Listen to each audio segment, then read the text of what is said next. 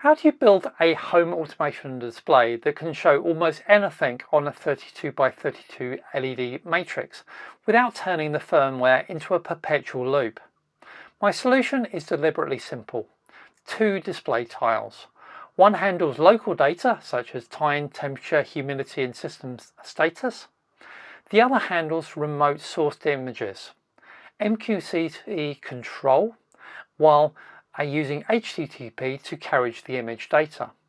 This is my Cosmic Unicorn display, now turned into an extensible home automation endpoint. Let's break down why this architecture works. I've tried several approaches on these displays before, including video playback and LVGL, but this is my first version that feels like a system rather than an experiment project. The display needs to be in my lounge, not constantly on my desk being updated and worked on. And visualizing any future data has stumped me for years.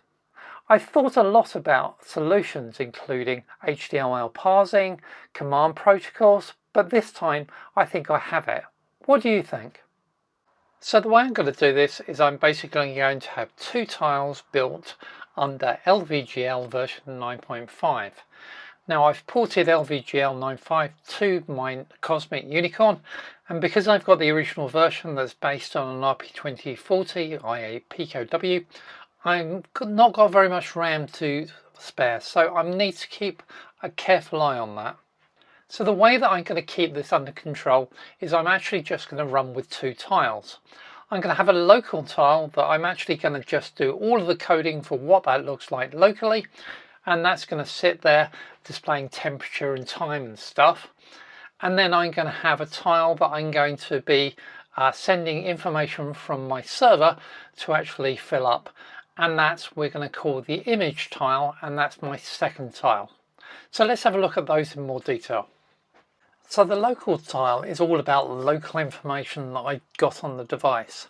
So we've got time. Now I've of course got that synchronized with SNTP, so we have UTC time available to us, and I will store time zone and daylight saving status on the device so that I can actually just calculate what the local time is and display that all the time.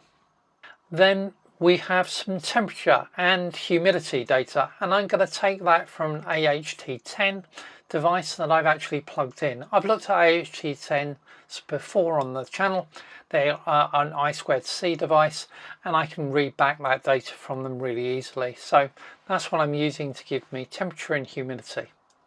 And finally, on the top row, I'm going to display some status information, which will be like, have I managed to join the Wi-Fi network correctly? Is that working? Have I joined MQTT broker in order to actually have all of the control messages? And a bit of a DEFCON, well, a bit of what's the status? Is everything okay in my property and all my devices? Or is there something I need to be checking on? Now I will be able to turn off both temperature and humidity briefly to scroll a warning message or some text across the screen if I need to do so. So that also is going to be there as a capability. So to make this ultra flexible, the second tile is basically just an image. So it's just a 32 by 32 bitmap. So it can be absolutely anything.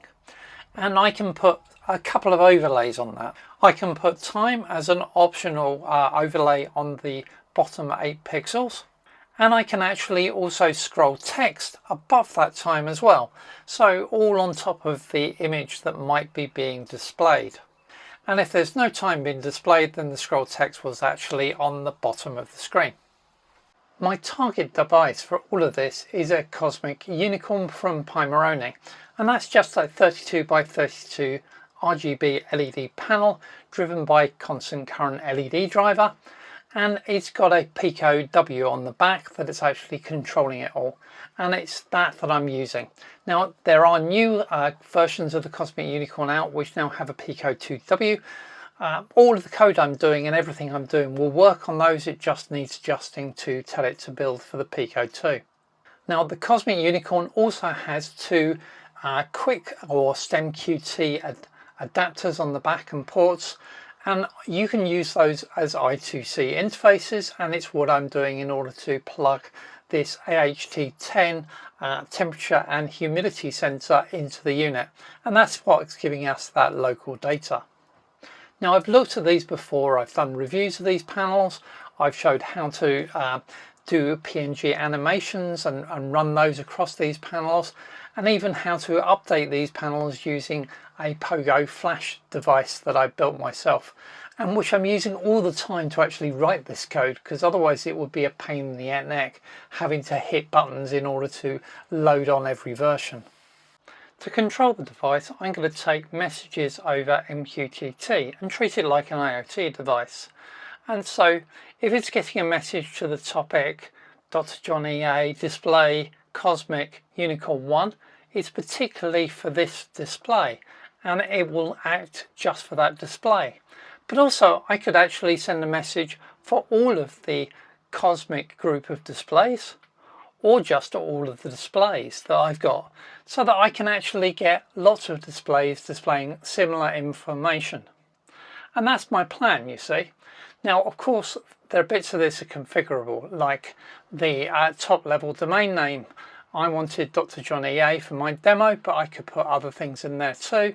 And of course, the name of each of the devices is unique and has to be so that I can actually target a particular device.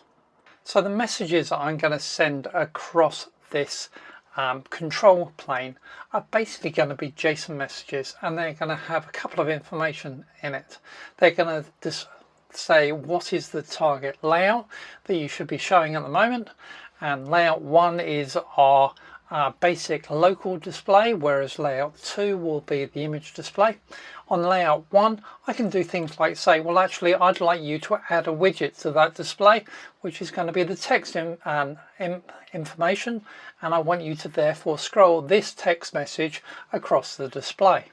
If I was going to go to layout 2, I could actually ask it to load an image, the home image, up and actually display that on the display, and then put some text scrolling messages across that.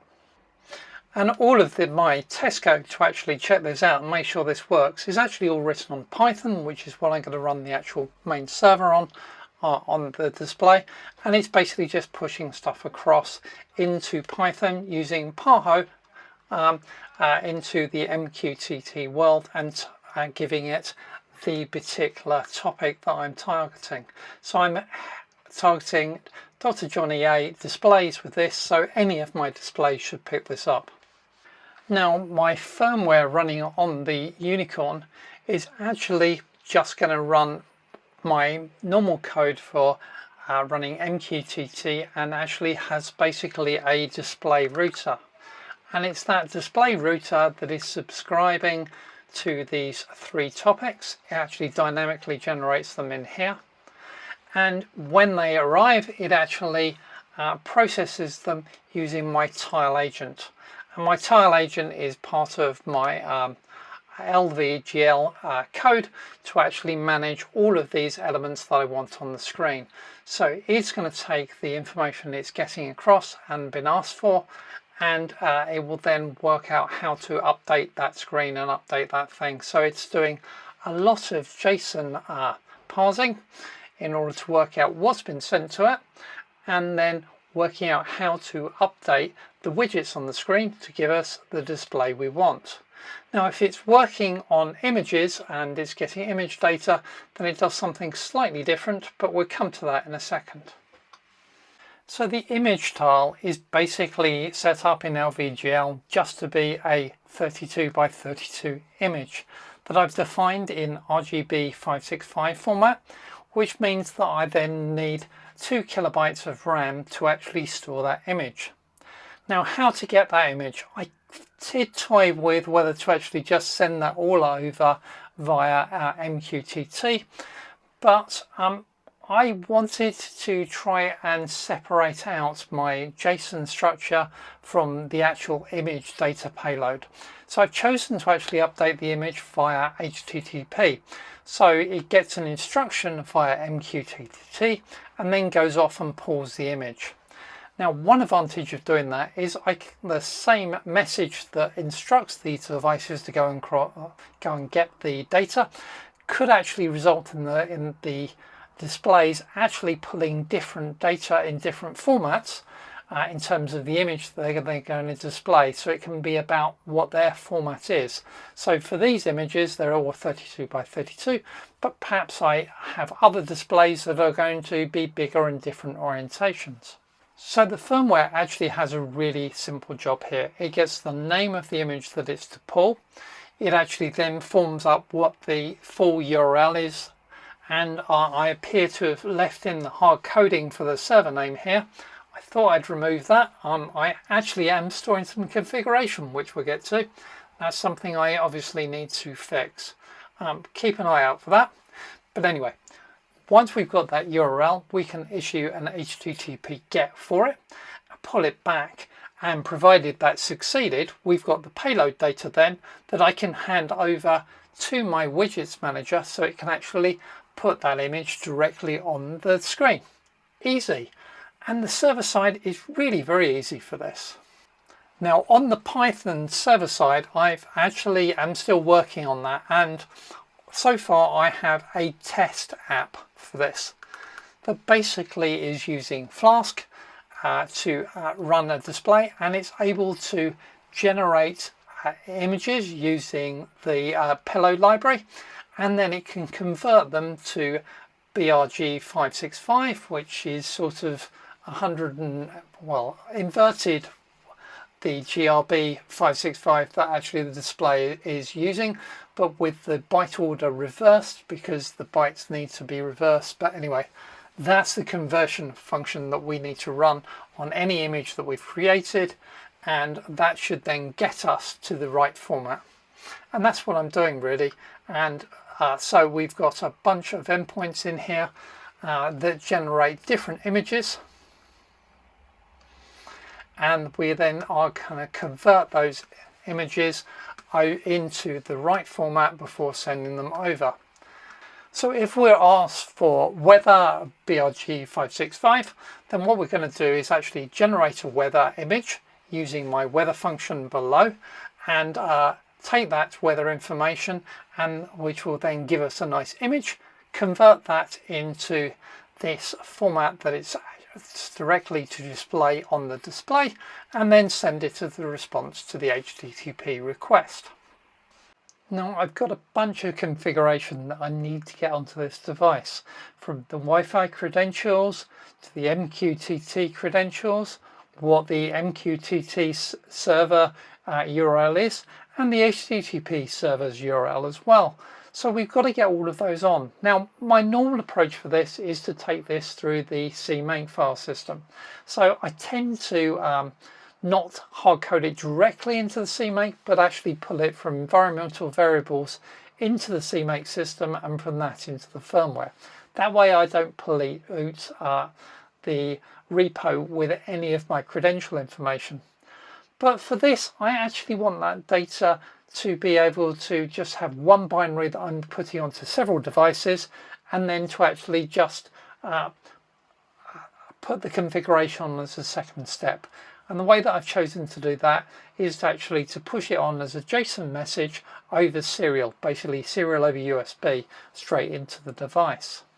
So my tile agent is actually in the background constantly trying to read from the standard I/O, i.e. the USB port, and see if it's got configuration information. If it has, then it processes the configuration. It's just JSON again, so just processing the JSON and setting the data, which I'm actually going to store within the flash RAM as a non-volatile storage for this project. Before I wrap up, a huge thanks to WolfSSL for supporting this video. Right now, my IoT display is talking MQTT and HTTP completely in the clear. Great for getting something working fast, but not something I'd really want to leave running or deliver on a real network. That's actually where WolfSSL comes in, and what's next. WolfSSL makes a lightweight embedded first TLS library. It's tiny enough to run on microcontrollers like my RP2040 here, with just kilobytes of RAM, but still supports modern TLS 1.3.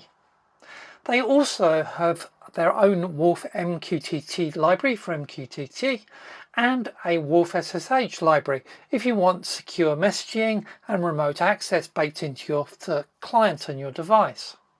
My plan is to drop WolfSSL in to wrap the display's MQTT and HTTP traffic properly in TLS. Thanks again to WolfSSL for backing this project. Link to their site and docs are in the description below. So let's take a look at a demo. So the device sitting on my shelf nicely, and I can of course ask it to move and tell me what the day is and show me a calendar view. So this is an image that's actually being generated in Python on the server with the clock then superimposed on the bottom. Go back to our local data, our all local image and all locally created on the Cosmic Unicorn itself. Then we can actually put some scrolling text across the middle of this local image screen, nice and easy to do, and let that wrap itself around.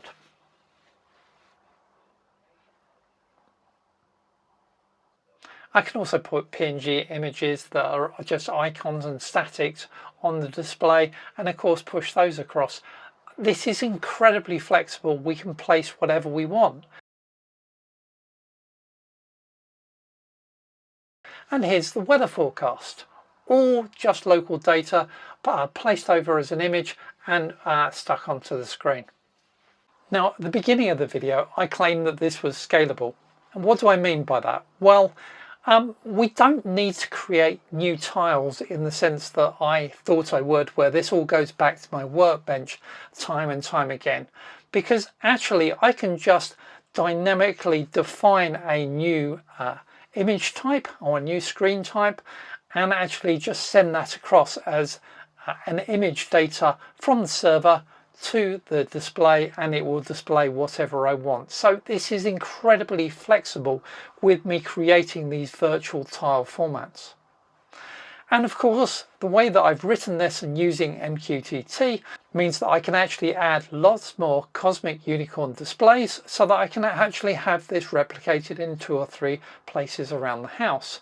And I can multicast my request to those displays of what I want it to say or what image I want it to display. And I think I can also extend this to new display types. Now that's going to need images in a different format, but most of the other data should be the same. So I think this is fully extendable, and for that reason it's scalable. And it doesn't mean that these devices constantly in their place back on my desk being modified all the time, which is what I wanted from this solution.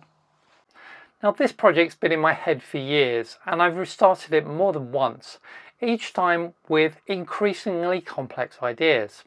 This time though, I think I have the architecture right, because it's actually simple. The display has a small set of reliable tiles, MQTT handles the control, and HTTP handles the heavier image data.